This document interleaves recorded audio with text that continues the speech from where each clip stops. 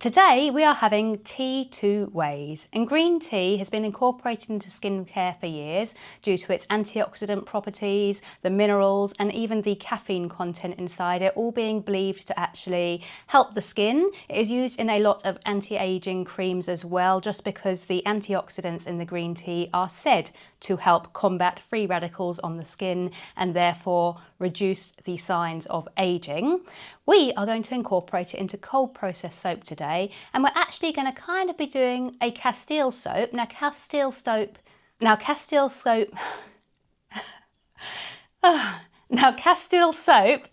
is a 100% olive oil soap. So we are using 100% olive oil today. We are obviously adding a few little additions in the form of the green tea and the essential oil, but the oil is 100% olive. So we are making a Castile soap with a couple of interesting botanical additions and scents. Welcome to our channel. My name is Anne, and along with my good friend Wayne, we run this YouTube channel, and we also run the Sussex Handmade Soap Company, which is a small bath and body business based in the southeast of the UK.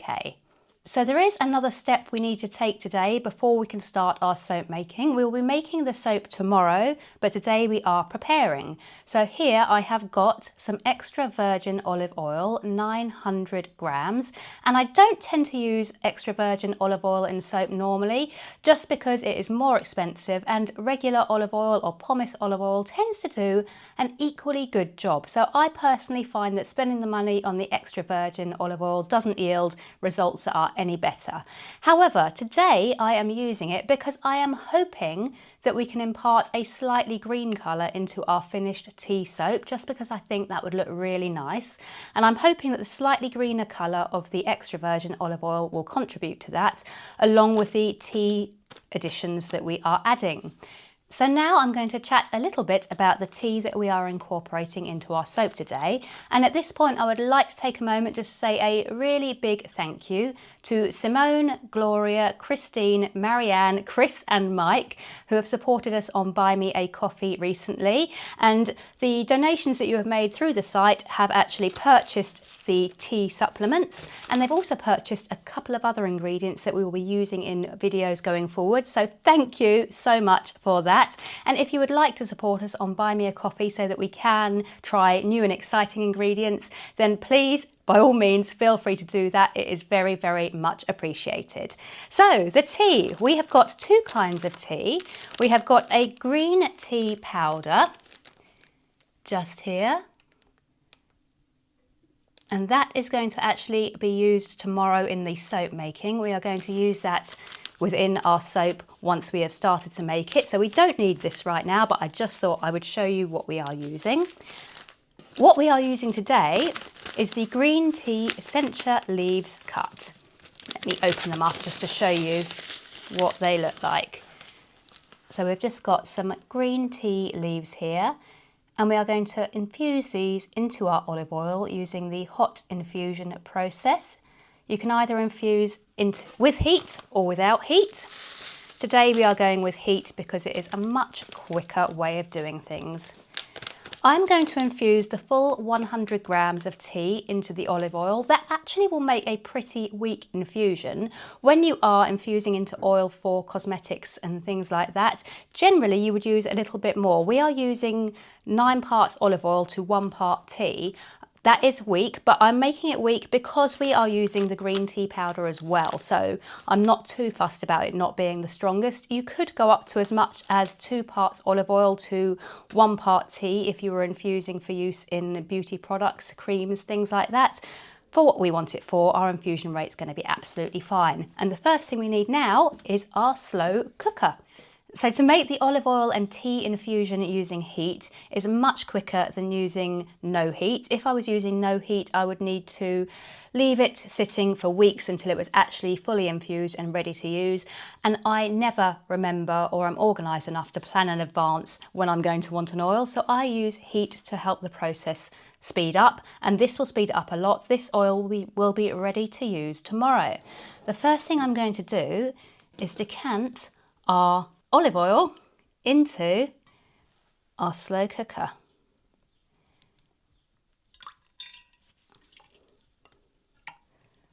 And once the olive oil is decanted, all we need to do right now is to tip in our 100 grams of tea leaves into the olive oil. And that's essentially all we're going to be doing today.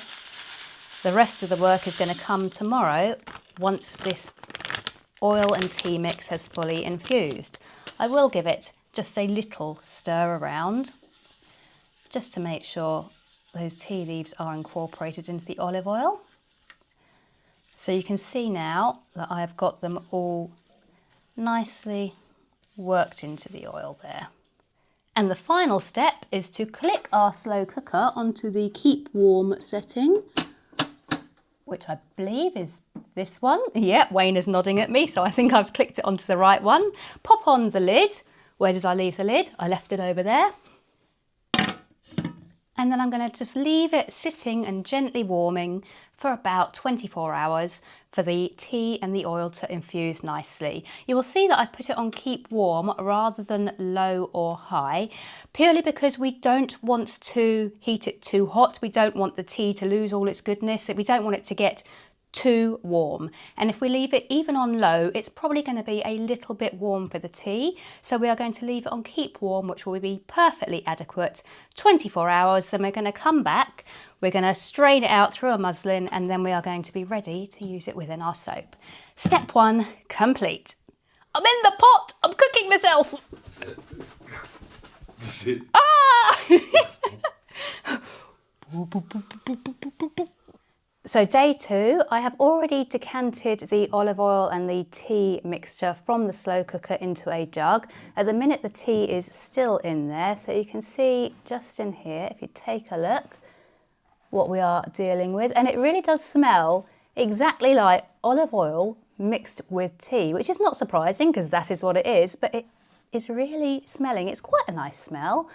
We are now going to decant again through the muslin cloth just to catch the tea, because we don't want the tea bits in our soap because that's not going to be the nicest. I've got my jug on the scales because I want to know how much olive oil I am actually getting from this batch. Obviously we put 900 grams in, but some of that will be caught up with the tea, so I want to know how much oil we end up with. We need 800 grams for today's recipe. I'm going to pour through here, and I'm hoping that we will have got a slightly greener colour oil. As I said yesterday, I am trying my best to impart a slightly green colour into this soap.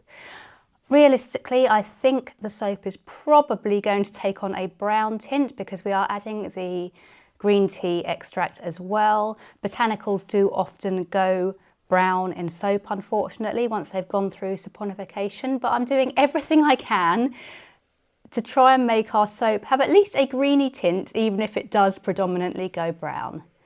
And there we have got all the slurry there of the tea. So my scales have just turned themselves off. That is very frustrating. It means we're going to need to reweigh and dirty another jug. Frustrating. Now I'm going to just take the elastic band carefully off this muslin. And then I'm going to pick up this muslin, which is a clean muslin. We've used it so many times that it has got slight stains on it, but I can assure you it has been fully washed and cleaned. And I'm just going to squeeze it to get out as much of that olive oil as possible. And if you actually look down into the colour now, when you think of the colour of that olive oil when we started, we have got a much deeper green colour. Yes, it is slightly brown, but it has got a green tint. So instead of reweighing into another jug, I'm just going to go straight into the pan we're going to be using today, because I really don't want to get another oily jug. I hate cleaning oily jugs. So I'm going to weigh the 800 grams that we need for today's recipe into this pan, hoping that we have got enough. So although we started with 900 grams of olive oil, we've actually only got 754 grams in our pan. So instead of trying to squeeze the life out of that muslin, all I'm going to do is just top this off with the regular olive oil, because the odd 46 grams really isn't going to make much difference. And if I'd been really persistent, I probably could have squeezed it out of that muslin, but it just seemed a lot easier because it's only a small amount we were down, doing it this way. So the next step is going to be take this over to my hob where I'm going to warm it up to around about 100 degrees Fahrenheit, and at the same time I'm going to create our lye water. Because today's video is a fairly long one, I'm not going to show you mixing up my lye. We do that in a lot of other videos. If you want to see how we mix our lye, check another one of our soap making videos, and the chances are you'll see me doing our lye in that. We are using 103 grams of lye today and 200 grams of water, just for reference. So I've got my gloves, goggles, long sleeves and closed-toed shoes on now for working with the lye. The temperatures, quick temperature check, our oils are down at 93.4 and our lye is at 93.7, so perfect temperatures. So I'm now just going to slowly pour our lye down into our olive oil.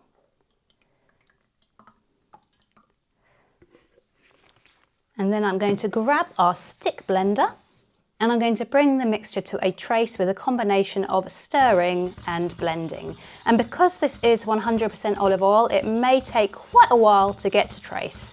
I will make a note of the time and I'll let you know, because I will obviously cut bits out, I'll let you know how long it takes us to get to trace.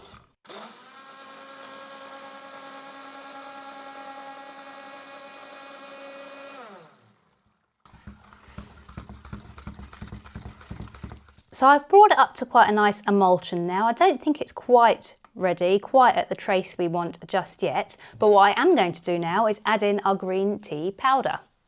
And I am using 4.5 grams of green tea powder, and for this green tea powder that works out to just over 1 teaspoon per pound of oils.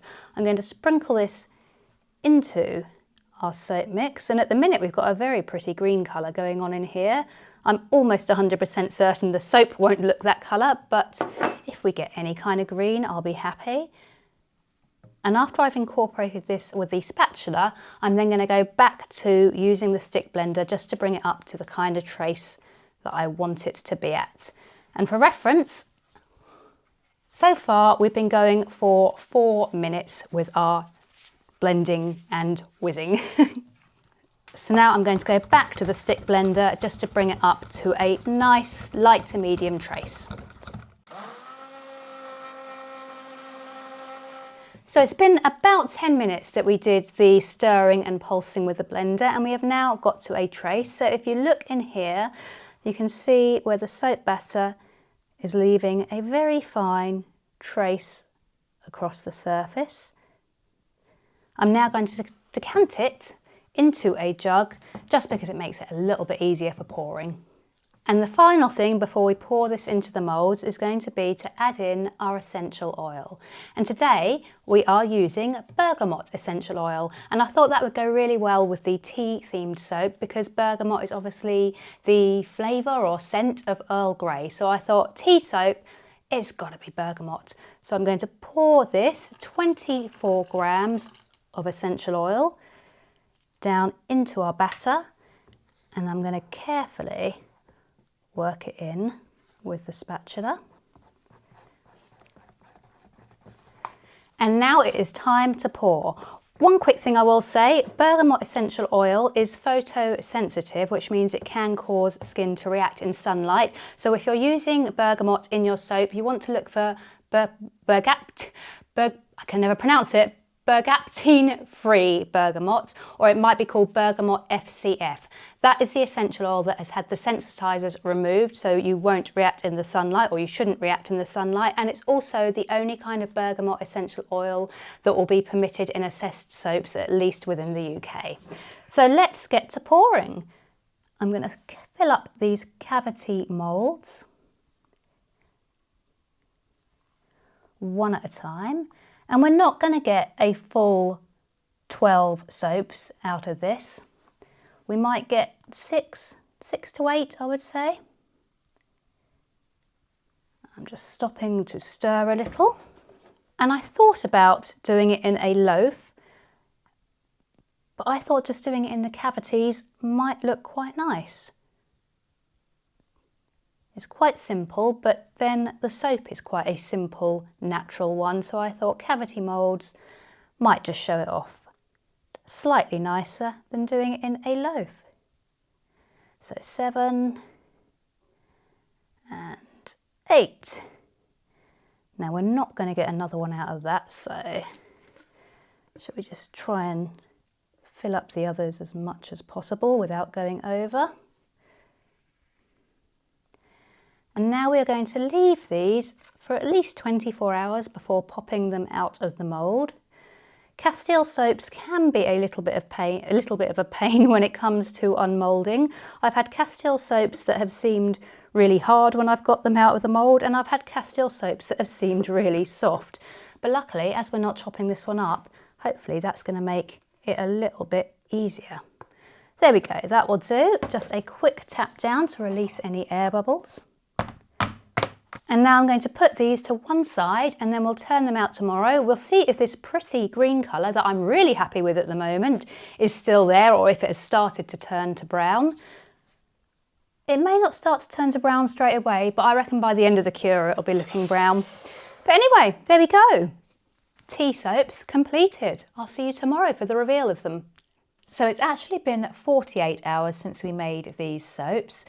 And this is what I meant when I said that it is sometimes a little bit tricky to unmould and cut Castile soaps. When I touched these yesterday morning, I just gave them a gentle press. They were still quite soft, and I wouldn't have been happy if this had been a loaf with cutting them while they were that soft, because it just wouldn't have given the nicest finish and they would have been a bit soft and not great to handle like that. However, the next day, so another 24 hours, and these bars are now rock solid.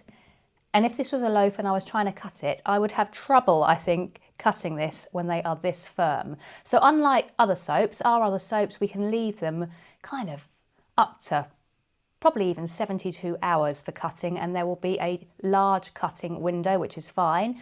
With the Castile soaps, that cutting window is a lot smaller. So you've kind of got to cut them at exactly the right time, or they're either going to be too soft or too firm. Anyway, we don't have to worry about that today because we did ours in cavity moulds. So this is what they are looking like in the moulds. And so far, as you can see, the actual soap itself hasn't really changed colour. It's got slightly lighter. It's still, on the face of it, got a slightly green hue. What has changed is the green tea powder that we added, and that is starting to take on a brown tint. So we've got browny speckles in our soap at the moment, and I imagine it will probably stay roughly that colour. But let's unmould them and see what they look like on the inside. So popping out the first one, and that is what it looks like. So as you can see, the base of the soap has at the moment got a slight pale green tint to it, which is great. And the green tea speckles there are a slightly browner shade of green. But overall at the minute, I'm happy with how they are looking. I think they look pretty nice. And that green tea powder in there is hopefully just going to add a gentle exfoliation to the bars. Let's get the rest of these out. And I've got to say that the Bergamot essential oil in these is giving them a really lovely smell. I really like the smell of the Bergamot essential oil just being used on its own, not as part of a blend. It's got a really lovely smell, and hopefully that is going to stick fairly well in the soap. Citrus oils are notorious for fading, but Bergamot is one that does tend to last quite well. So hopefully even after the cure, we are still going to have a nice bergamot scent. Now, speaking of the cure, with Castile soap, there are differing opinions. A lot of people do say that because it is 100% olive oil, so that you don't get a slimy lather and a bar that just kind of disappears, you want to cure for a minimum of 6 months, as opposed to the general 4 to 6 weeks for a regular soap. There are people out there that say that that is nonsense and that you can quite happily cure it for 4 to 6 weeks and it will be fine to use after that. I tend to favour the former. I do like to cure these for a longer time, so I will cure these for 6 months. Obviously, after 6 months, the scent may have faded a little, but hopefully it will still be there. And once we start using it, hopefully the scent will liven up as well. What I'm going to do is put these to one side for the 6 months, and then I'm going to come back and I am going to do a follow-up video just to show you how they lather, talk about how they smell, and then we can obviously look and see if there has been any further discoloration. But so far, so good. I'm very happy with how our tea soap has turned out today. I hope that you have found the video interesting. If you have, then please do leave us a comment. Also, don't forget to hit subscribe and hit the notification bell so that you are notified when we release more videos. Thank you for watching today. I'm going to pop these to one side. We'll come back and see them again in 6 months, and in the meantime there'll be lots more content for you to see, so I will see you next time. Have a lovely day and bye for now.